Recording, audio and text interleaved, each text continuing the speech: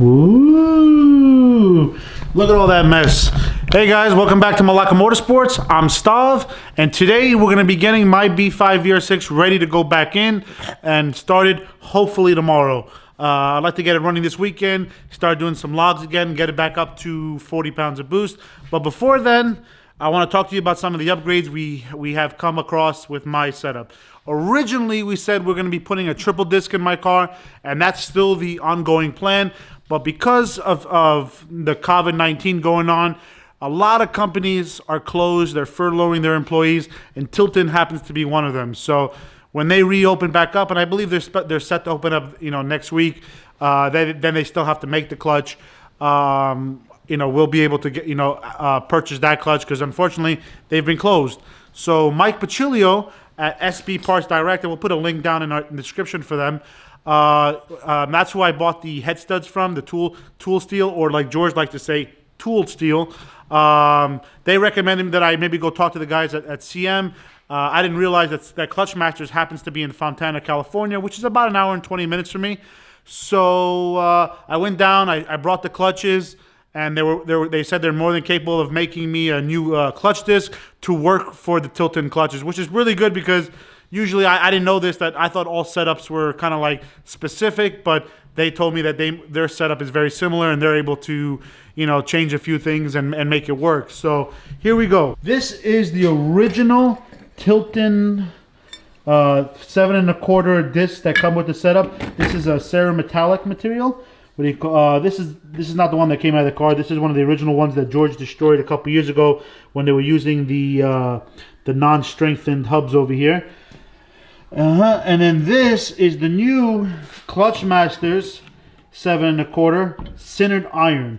So sintered iron is able to take more abuse. I had sintered iron on my single disc, and let me tell you, very aggressive, but more importantly, it held the power. So maybe not the greatest setup for daily driving. I don't know yet because I've never had a twin disc. That was a single disc setup. So, but a lot of people do complain that it does work very well, but unfortunately it gets very grabby. And so with this setup, we have two new discs from Clutchmasters, and I gotta say, man, these center hubs, they look very, in the words of George, beefy. So I put a new 034 friction disc here that we purchased through them. Very nice. So it's gonna be a nice flat surface. CM went and resurfaced the pressure plate over here. So now this is a complete new surface. We cleaned those up. Those are resurfaced, new disc. We're gonna put this back together, mount it in the car, put it back, obviously get it back in the car and obviously test it. Now we have the increased, that's the one thing we did change here that I didn't show you. So on the pressure plate, I didn't know this prior, where it says, maybe let's see if we can get it right. Can we focus it? Let me try it. Let's try it right now. Let's try. It says right there, GG. I think you can see it because I can see it in the camera. That is the most aggressive pressure plate spring that they make for this setup. The last setup we had didn't have that, so this should increase the pressure plate tension by about another 150 foot-pounds, plus the better disc. So I'm really hoping that this setup can hold what I want to do for the time being, or forever. We don't know yet because this setup has not been tested. Tilton does not even make a sintered iron setup because of the fact of how aggressive it is and all the complaints that a lot of people didn't like, how grabby and it was. But Clutchmasters does use it for their full race setup, so I definitely trust their experience. I talked to Lewis over there at Clutchmasters. He did a great job, very helpful. Definitely would recommend dealing with him. And I'm really hoping this setup works. They also put a new pilot bearing in for me. They pressed it in, put the new back to C-clip. So yeah, really excited to get this car back together. I got a lot of work to do because I have to change over some sensors now to the new IABED motor brackets that we have to make all that work. I had to run around today to get a few fittings, and because of COVID-19, half the stores are closed. People don't have supplies. I had to end up driving down to LA to Orm Brothers, and while I was there, I ended up making a new turbo return line.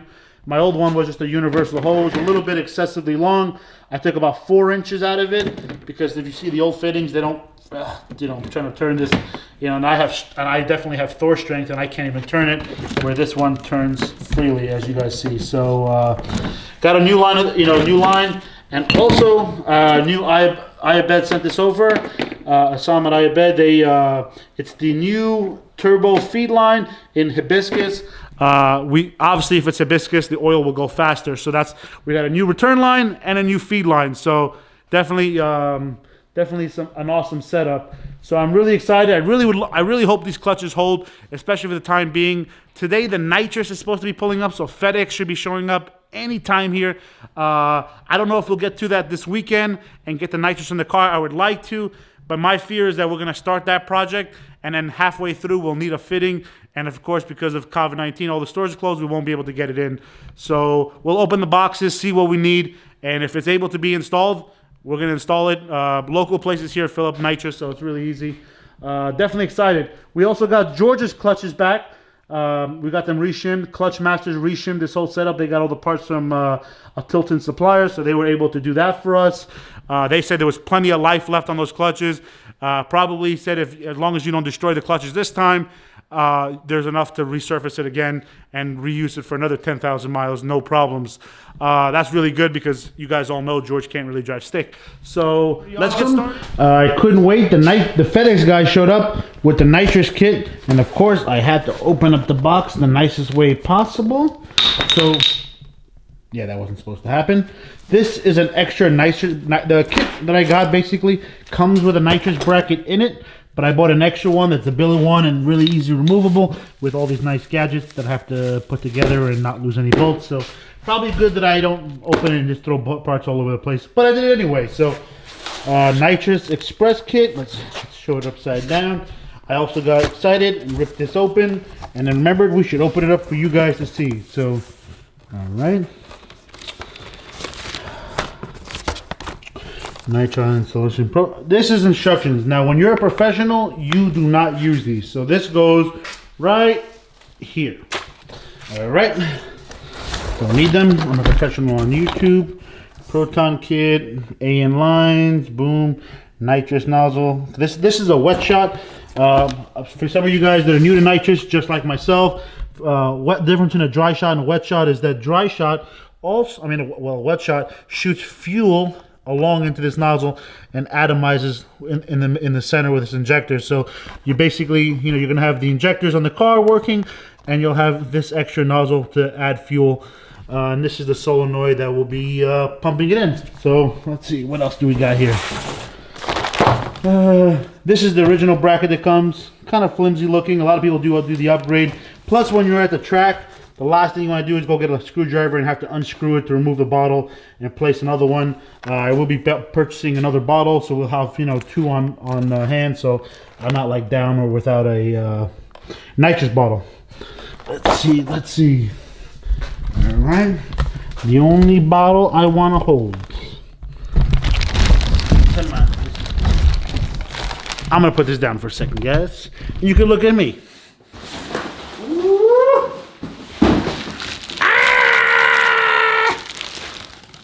Let's see. Nitrous Express. All right. And I did purchase a gauge, so we are going to put a gauge right off the bottle. I do have a purge, and we can also put the purge. We can also do a line straight to for the car to the motor. So we have all the ports filled. We're going to know exactly how much pressure is in this tank. So, and we also have a heater that came, which let's see, should be right here. This is the B6 spool and mount from USP MotorSports. This is going to go on that B6 diff that I'm doing. It finally came in. Due to COVID, everything's kind of delayed. What is this? Let's see. This is the purge kit for the nitrous, so that we'll be able to move any all the air and make sure that all the injection of the line goes into the car. This is the heater. This wraps around the bottle. I haven't opened it yet. Probably not a good idea to open it because we have 19 projects going on, we'll probably lose all the parts. And here's the gauge that'll go on the bottle, so we know exactly where the nitrous is at, make sure that it's warm enough and raise the pressure. From what I've read and what people have told me, that use nitrous, the sweet spot for nitrous is anywhere between 800 and 1100 psi.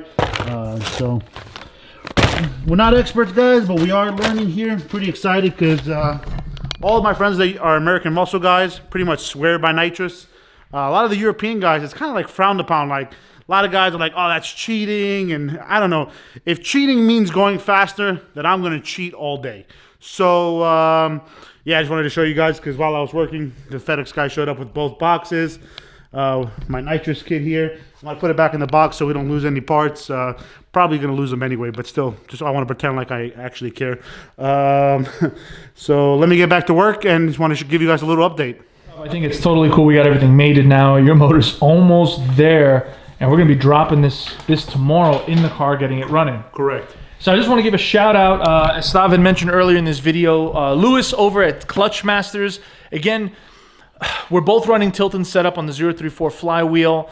Tilton unfortunately shut down for a couple months during this whole craziness, and they're not doing a lot of the rebuild work. Correct. And if they are, they stated that they were really, really far behind, and they're months out before getting to any new product. Yeah. So a contact of Stav's kind of reached out, spoke to him, and said, hey, listen, you guys can reach out to this guy over there at Clutchmasters, which we found out is actually local to us. An hour and 20 minutes. So it's actually kind of cool. Clutchmasters headquarters is here. And Stav, maybe you could talk about what you saw at Clutchmasters. What's cool about Clutchmasters, actually, I didn't even know this, that they don't just make performance parts. They end up making truck clutches, anything like a generator that has a clutch in it, like anything that has mechanical force. So when you went there, it wasn't like a race shop. It was. Yeah, I was expecting a race shop.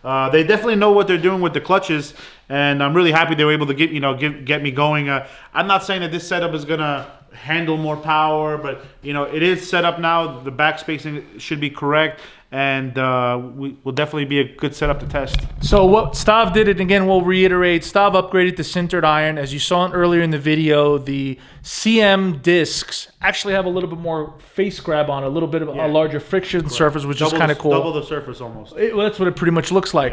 Yeah. But we are sticking with the 034 Flywheel. Luckily, CM, I guess, does a lot of rebuilds for all different types of clutches. Correct.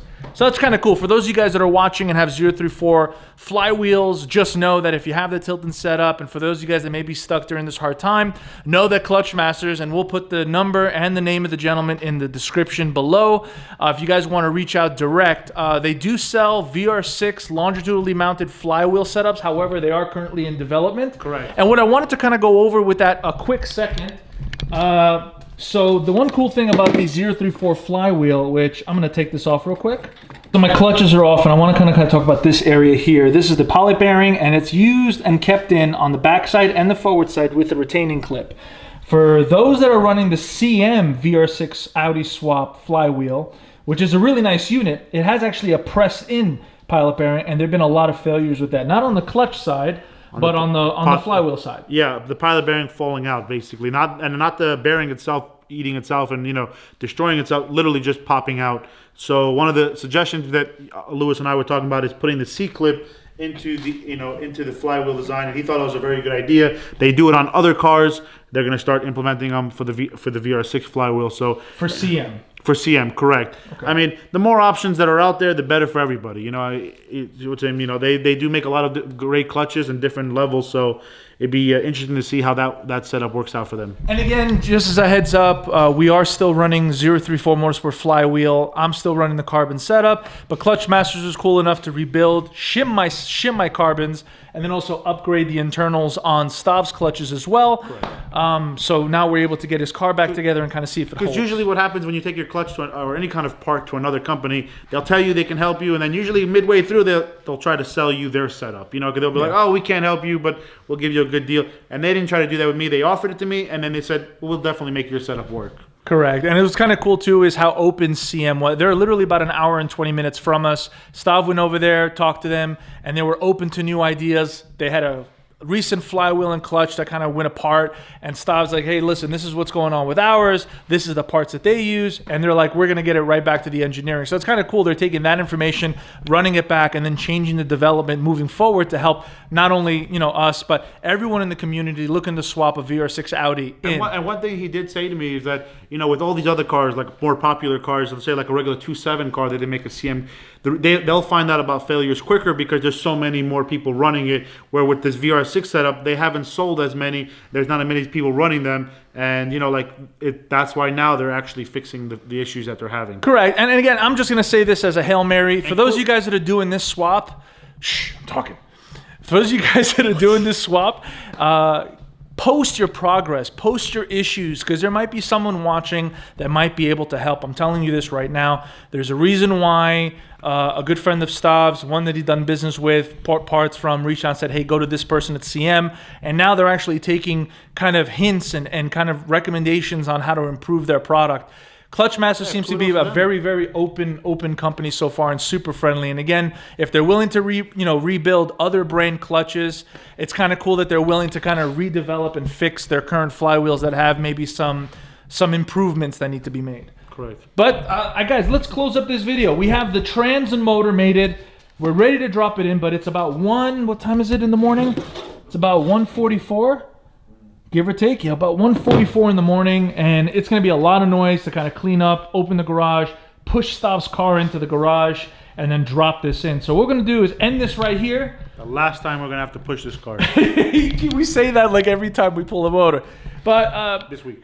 We're going to have this bad boy firing tomorrow, and the video is going to be posting Saturday morning. So really excited to get this car together. Stav again ended up getting some nitrous over there. So he's going to be doing some fun things with his B5. We're really excited to get this bad boy up and running. So without further ado, guys, I'm George.